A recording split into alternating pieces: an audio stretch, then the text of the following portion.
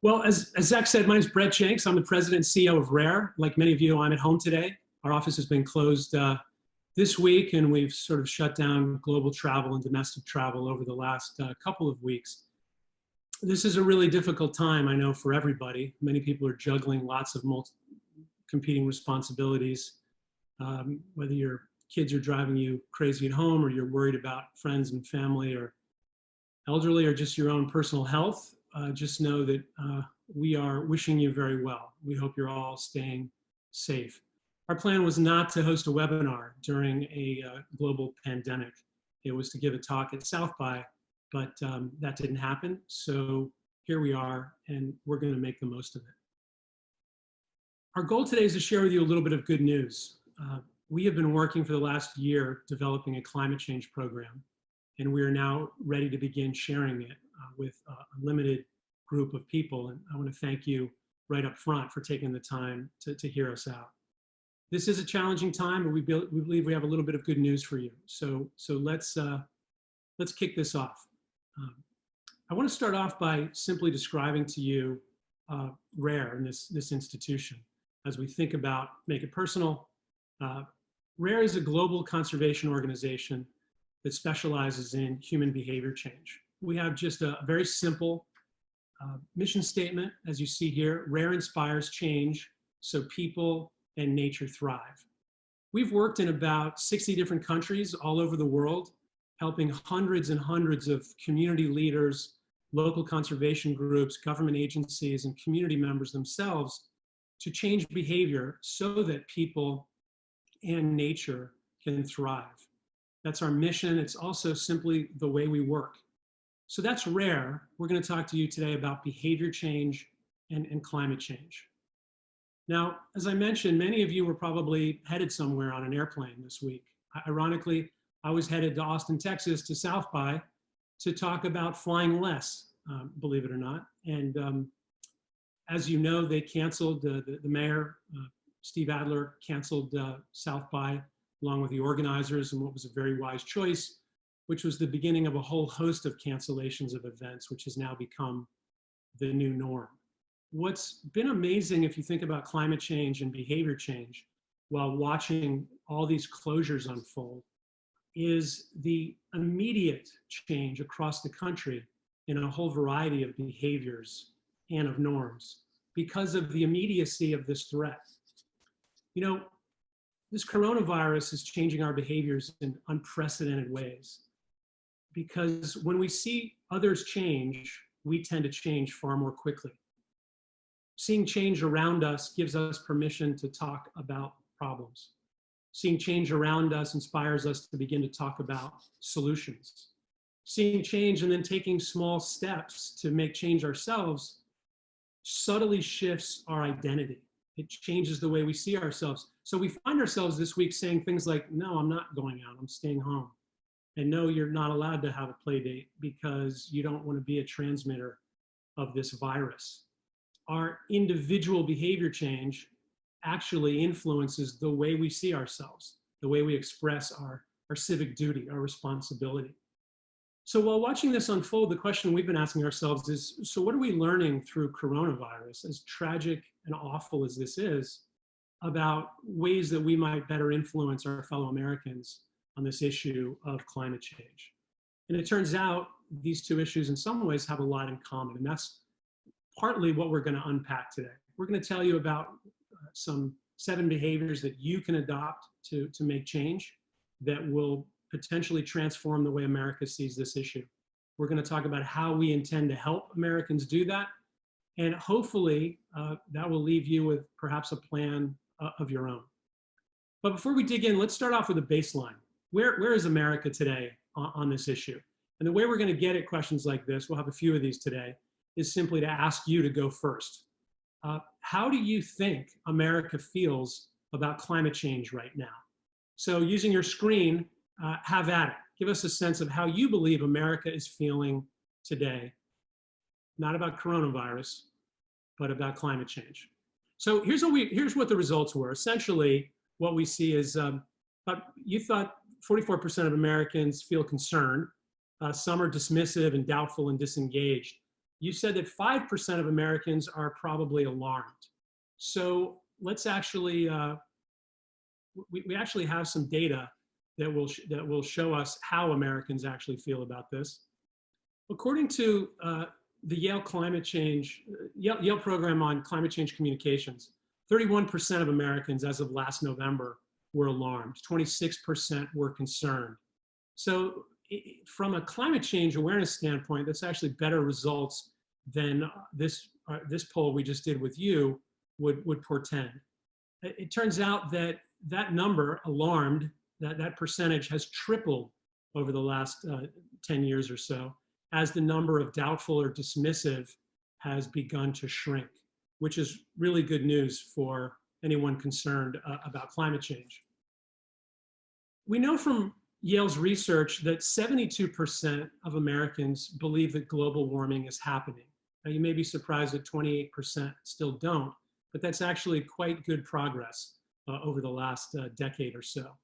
In RARE's own polling, we know that 55% of Americans actually want to take personal action to do something about climate change, which in a number of ways is a really big deal. That's more than half of Americans saying they want to take personal action to somehow meaningfully address this great challenge. This presents a problem though. When polled, it turns out most Americans have no idea what to do about climate change.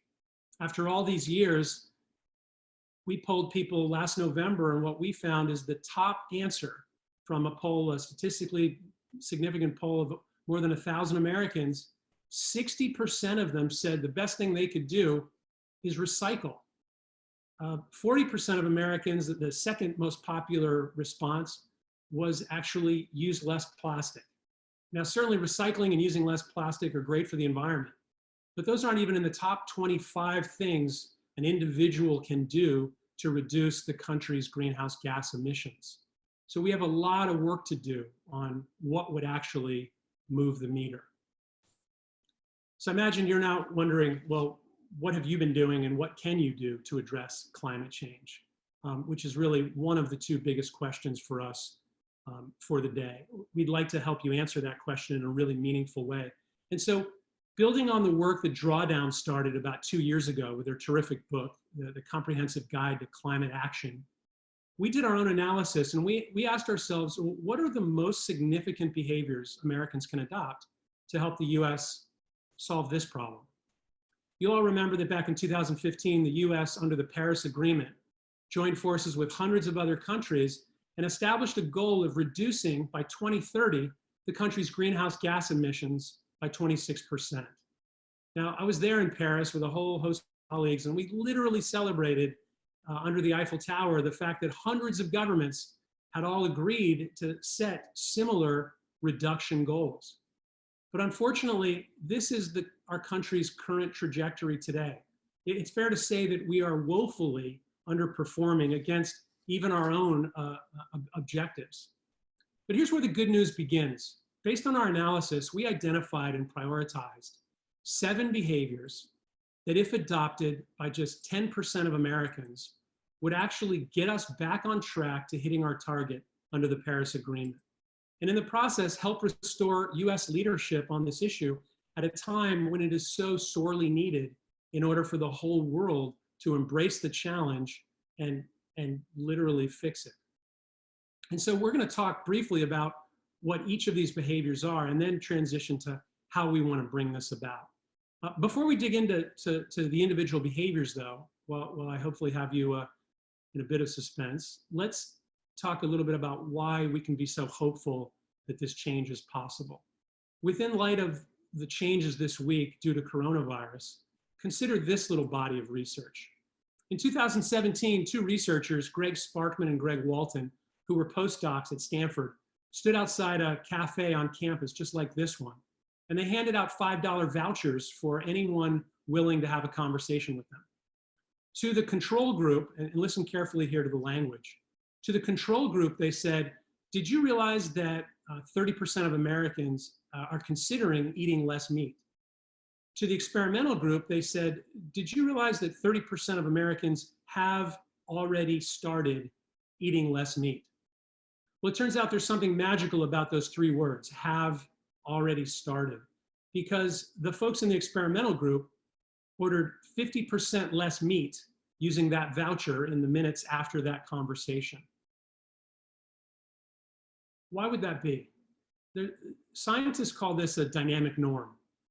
And what this gets at is this phenomenon whereby our individual behavior, or just the perception that the norms around us are changing, can be very powerful forces for change. You know, we're very fond of saying, based on a whole bunch of research, that people don't flee the theater because they see smoke. People flee the theater when they see other people fleeing the theater. And it's maybe has something to do with our evolution, whereby we all know what happens to the antelope that gets left behind. It gets eaten, and nobody wants to be left behind by their peer group. And so the question is, can we leverage the power of behavioral insights like these dynamic norms to help people adopt these 7 behaviors? We've organized them from A to G to keep it simple and hopefully to make it a little more memorable. So bear with me as I go through this list, from starting with A. A is really simple: adopt a plant-rich diet. Now, we're not saying that everyone needs to be vegetarian or vegan. What we're saying is that this is how America eats today. 20% of Americans, as symbolized there by that figure on the right, eat the equivalent of 3.5 hamburgers a day. Now, that may sound like a lot of hamburger. For me, that would be a hamburger, but that's how 20% of Americans eat. Now, on the other end of the spectrum, 20% of Americans eat the equivalent of about 1/2 hamburger a day. Remember, we're talking about 10%. So all we need is 10% of Americans to shift 1 quintile, or one of these figures, to the left. So for the average American, that would mean about 1/2 hamburger per day reduction. And that would move the meter nationally on climate change. So that's A, adopt a plant-rich diet. B is buy carbon offsets. Now, there's really 3 problems that immediately come to mind with carbon offsets. 1, most people don't know what a carbon offset is. 2, people don't know how to calculate their carbon, so they wouldn't know what kind of offset or how much to buy. And 3, once people buy a carbon offset, they wonder, well, where's that money actually going? And how can I know that it's actually drawing carbon, CO2 or methane, out of the atmosphere to really make a difference? The good news is there's a whole host of verified projects out there where you can make a tax-deductible donation, if you know what your carbon footprint is, in order to invest in one of these projects, which might range from, on the lower left here, a reforestation program that would draw more carbon, more CO2 out of the atmosphere. Or in the upper left-hand corner there, a clean cook stove project by Cool Effect in Honduras, where just simply helping a family adopt a new fuel-efficient wood stove is a great way of reducing deforestation in the communities around this home. And so these are meaningful ways, through a tax-deductible donation, of reducing your carbon footprint by buying an offset. What's interesting, though, is how little people know about offsets and how much people think they may cost them. So let's do another poll here. If you can pop that up on the screen. Thank you, Zach. How much do you think it costs for the average American to offset their annual carbon emissions? $710, $370, $130, 1 person, 1 year. What would be your guess? Okay, terrific. So about 41% of you actually guessed correctly. It's $130 for the average American over the course of 1 year. But what's fascinating is most Americans predict that it's about 7 times that. This is a pretty well-informed group. So I'm going to close that out so we can continue on here. Basically, the point of that was the average American guesses that it's about 7 times that. So adopt a plant-rich diet, buy carbon offsets. C is contract for green energy. Now, renewable energy credits, or signing up for renewable energy, or even installing solar panels on your rooftop are 3 really important ways of adopting green energy. And this is one of the most important things Americans can do to reduce their greenhouse gas footprint. What's amazing is that the cost of solar panels has dropped by 80% since 2008. And yet 97% of Americans overestimate the cost of solar. It's become quite affordable. In fact, even cheaper than regular energy for many Americans across the country, depending on usually what local and state policies are. So a couple of interesting things about solar is just how solar panels get adopted, why people choose to install rooftop solar. One body of research from Connecticut looked at this clustering phenomenon, and researchers asked, well, why would people be adopting in this particular pattern? So they went out and they surveyed new solar installers, and they found it wasn't political affiliation that explained this clustering. Democrats and Republicans were adopting solar at similar rates. Wasn't demographics, wasn't even the income levels. As it turns out, like some of the other themes we've already heard about today, turns out solar is contagious. When you install solar on your rooftop, your neighbors are way more likely to install solar, which is another insight which potentially could help drive change just by making this particular behavior more observable. So that's C, contract for green energy. D is really simple. Don't waste food. You know, if food waste were a country, it'd be one of the top 5 emitters. What a lot of people don't know is that when you throw away food, and residential is a big part of this issue, when you throw away food from your home, it ends up in a landfill. And in fact, food waste in landfills is a really big problem. Because unlike in your compost pile, that some of you may have, food doesn't compost in a landfill.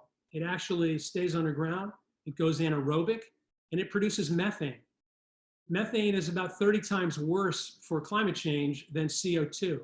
And so landfills, because of food waste, are one of the biggest sources of methane in the country. We, the people, have a great opportunity here to reduce our carbon footprints by learning just a couple basic things. Reduce food waste at home and compost whatever you can. So that's D, don't waste food. E is electrify your vehicle. More and more commuters are starting to use public transportation, which is good news. But the reality is more than 77% of Americans still drive to work. So commuting and our daily use of cars still a really big part of Americans' footprint in terms of global greenhouse gas emissions. What's interesting is just how quickly the cost of electric vehicles is dropping. What many people don't know is, from a parity standpoint, the lifetime cost of ownership due to not paying for gas and having much lower maintenance costs, plus in a number of states, both federal and state level rebates, electric vehicles have not only become far more attractive, they've become far more feasible financially. The challenge for some is just getting over what they assume to be not just the initial price tag, but the long-term cost. So E is electric vehicles, which is a really big opportunity for America. F, we're getting there. I don't want to belabor this list too much, but F is fly less.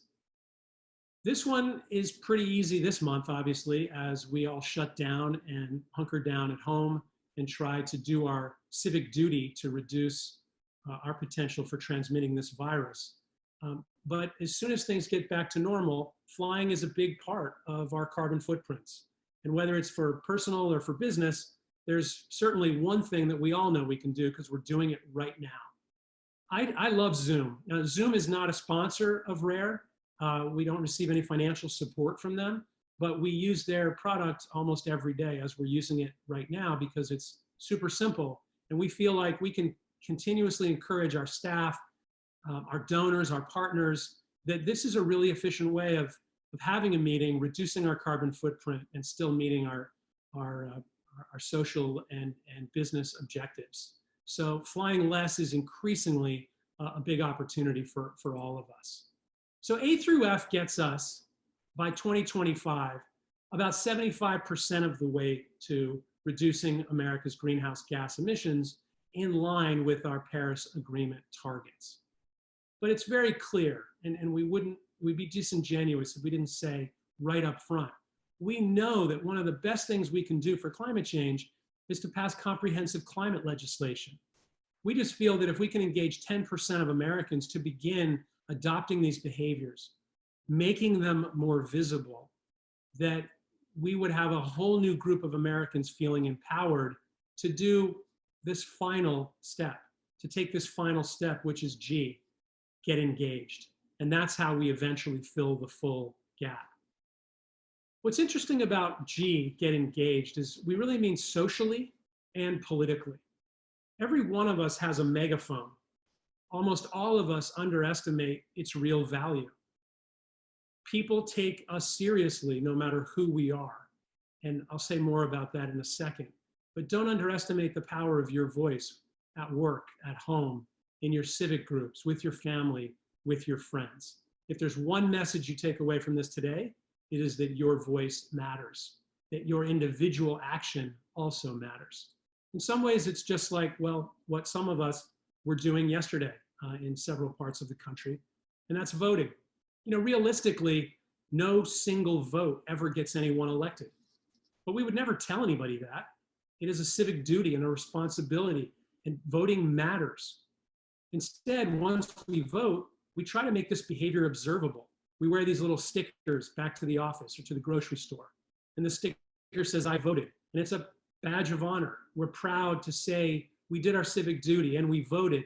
And we create the expectation among our friends and our coworkers and colleagues that you too should probably vote as well. Remember Greg Sparkman, the guy who stood outside that cafe and did that research on eating less meat? He did another study, and what he found is really quite interesting in terms of your individual behavior and the voice that you have as an individual. What he found out was that each one of us in our own community, with our friends and our family, it has just as much credibility as any climate expert, any pundit on television, anyone writing an op-ed, any bona fide PhD with a climate modeling background. You are a credible source to the people who trust you, the people who believe you, the people who are your friends and your associates. Now, in some ways that's probably scary, but that's what the data says. So as of today, feel emboldened to share your thinking about climate change. Your voice matters and people will take it seriously. So with that, the question becomes, if those are the behaviors, how is it possible that we're gonna basically meet this objective? To get 10% of Americans to make these small changes and to use their voice so that we can jump from 75% eventually to 100% of our Paris target. That's a lot of people we're talking about. 10% of America's 33 million people. RARE has a budget of, well, less than $30 million. We've got 170 staff around the world. There's only about 65 of us in the United States. We don't have $1 billion marketing budget. How is it possible that we're gonna pull this off? Well, certainly we're not gonna do this alone. It's gonna take a lot of creativity and a lot of help from a lot of institutions, a lot of partners, and a lot of people like you. How are we gonna do this? Well, let's start off with how we're definitely not going to do this. We are definitely not going to sit idly by and watch everyone else be a bystander on this issue of personal behavior change. You know, the bystander effect is fascinating. And before we jump into the execution points here, I just want to fully emblazon in your mind this image. This is what the bystander effect looks like. This is what climate action looks like today in America. And so watch as this professor grapples with his students who are told to fill out a form while he woefully fails to set up a tent in the classroom right in front of them.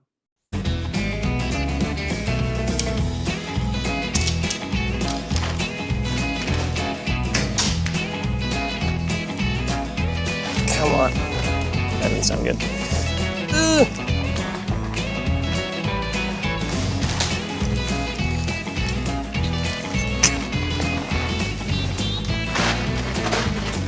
With our group of 10 people, it took our participants an average of 8 minutes and 1 second before they lent a hand. Oh, excuse me, thank you. Can I help? I just feel thanks. bad. She finally someone with some empathy. The larger the group, the less likely someone is to step in and help, as lots of research has shown over time. In this case, it took 8 minutes for a student to simply step up and help this poor professor try to set up this tent. This is what American climate action looks like today. Everyone is sort of waiting to see other people take a step forward. Not necessarily in the advocacy arena with student strikes, not necessarily in the online clicks and signing up to be advocates, but in terms of actual personal behavior change, I think this is a fitting example. You know, at RARE, we've run 450 different campaigns in more than 60 countries, and we know a little bit about behavior change. We're students of it ourselves. We're getting better all the time. But in all of our research and all the thinking that we've done about this, we really believe that the most important thing we can contribute right now is simply to leverage what we've been learning and bring it to this problem. Here's what we're not going to do. We're not simply going to print posters and provide checklists and hope that information will change behavior. Because we know, after decades of doing this kind of work, information does not change behavior. We really feel that we have to stop just dropping information on people's heads day in and day out. It's clear that you can't just argue someone into a new belief. No matter how powerful your chart or your graph, you're not going to convince someone to go out and do what they need to do to change their beliefs, which is most often to begin to act into a new belief. So here's how we're thinking about making change. We're thinking about employing emotional appeals and employing social incentives and using choice architecture, which is just a fancy way of saying we want to make it really simple and we want to meet people where they are. That's our focus for how we implement this Make It Personal campaign. Where can we meet people? We can certainly meet people where they live, in our homes. We can meet our people where we work, in our offices. And while this may sound counterintuitive, we definitely want to be able to meet people where we bank. You know, 50 million Americans live in the top 50 largest cities. What if we could have campaigns running in each of those 50 cities led by mayors with a network of local corporations in a way that would galvanize a sense of belonging, a sense of pride, a sense of opportunity to make change and to make it visible. 30 million Americans work for Fortune 500 companies. What if we could establish a kind of green benefits package that would enable employers to incentivize, to build their employer brands, incentivize their employees? What if employees could incentivize their colleagues, socially, even financially, to adopt some of these behaviors within the workplace, to make the workplace one of the channels for promoting these Make It Personal behaviors? Finally, one of the three channels that we've already prioritized is banking. 120 million Americans have bank accounts and credit cards, and we see this as the third of several potential channels for moving adoption of these behaviors. Because we don't have a lot of time to go into each of these channels, I think we'll just focus on one today, and that's going to be banking. That's the one that we decided to pick first, because frankly, it seemed like the most foreign to us at RARE, and in some ways the most promising. So let's look at where we bank. Imagine if tomorrow you clicked on your mobile app to check your bank account. You might not want to check your stocks this week. You might want to just ride it out, but check your checking, let's say, or your credit card bill. And imagine if what pops up is a little opportunity to calculate your climate footprint with just one click to see what your carbon footprint was last month. And potentially with another click, quite simply, to simply buy an offset. And then imagine if instead of just showing you what your expenses were last month, we could show you with just one click what your carbon profile looks like. And we could show you the percentage ratio of, for example, your gasoline expenditures, the carbon footprint of all the flights that you purchased, the carbon footprint of where you dined, or your utility bills. And based on that carbon footprint, you could begin to take action. We might even be able to offer you a personalized pathway to changing your behaviors. So we've built some user journeys just to begin to make this a little more real. So meet two of the newest characters in this story, James and Amy. James and Amy are a dual income family. They have 2 kids. They live nearby in Arlington, Virginia. And they spend a lot of time carpooling to work, to ballet, and so forth.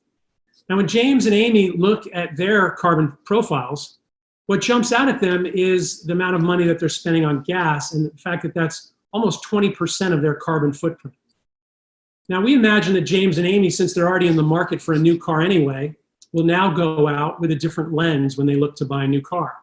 And they might see, for example, the introductory model Tesla and realize, unlike most folks, that the total cost of ownership of an entry-level Tesla is actually about the same as a Toyota Camry. So they decide they're going to go electric, and maybe down the road they'll explore installing rooftop solar so they can drive on sunshine moving forward. Meet Leslie.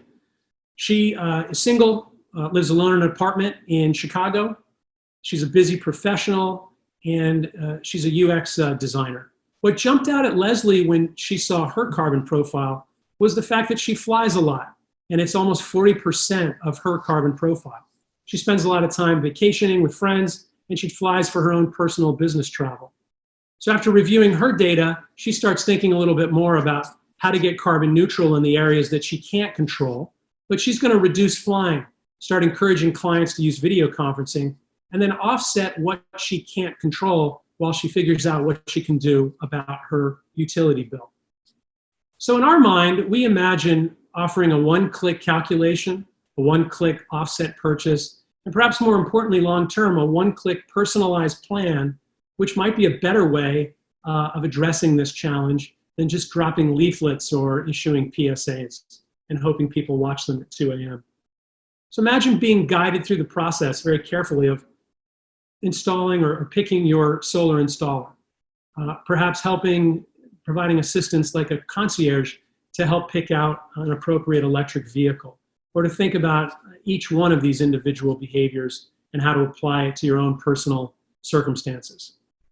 There's no doubt that once we have comprehensive climate legislation, this is what a future lifestyle in America is going to look like anyway. But the opportunity we have is to begin to engage Americans so that we make it a lot easier for our politicians and elected officials to see what this change is going to look like, to get our neighbors and our leadership comfortable with this transition. And by the end of the year, there'd be an annual report that would let you perhaps compare your footprint to that of your ex or your best friend, or to track just your own comparison with how you started off the year and how you've been changing month to month. So we've dug into, at this point, the 7 behaviors of Make It Personal, some ways that we've been envisioning developing a program that might meet Americans where we are in our daily lives to make this a smoother and easier transition. So I'm going to close this out with just a couple of questions and a couple opportunities for you all. First question is our final poll. So based on this, just after your own personal reflection or based on the first thought that comes to mind, what's one behavior that you're already adopting that you believe would be your next? So have at it. Let's see how you respond. So this is skewed definitely towards adopting a plant-rich diet, reducing food waste, flying less, buying offsets, and then in descending order, contracting for green energy and electrifying your vehicles. So that's a really terrific start. Thank you thanks for playing. The second thing I'm going to ask you, and this is really the last thing I'm going to ask of you, is just to begin to think about what your own personal opportunity is for sharing this message with others. Now, this is really a very slow start. It's a very soft launch to this kind of campaign. But we want to ask you to go to RARE's Twitter feed, @rare_org, or on your own social feeds, Facebook or Instagram or whatever it is you're comfortable with. Just share the concept that you're going to adopt a new behavior and see how people react. And recognize and remind yourself that your voice and your behavior matters because everyone else takes it seriously. And in closing, I just want to say that on behalf of this really talented crowd that we have at RARE, my coworkers, my colleagues, and our board of directors, we know this is a really trying time for all of you. We're all working from home or sneaking into our offices, which we shouldn't be doing. We've got worries and concerns about our family, about our friends, our own personal health. It was a sacrifice for you just to join us today, just to stay with us for this entire time. And I just want you to know that we really appreciate it. We really thank you.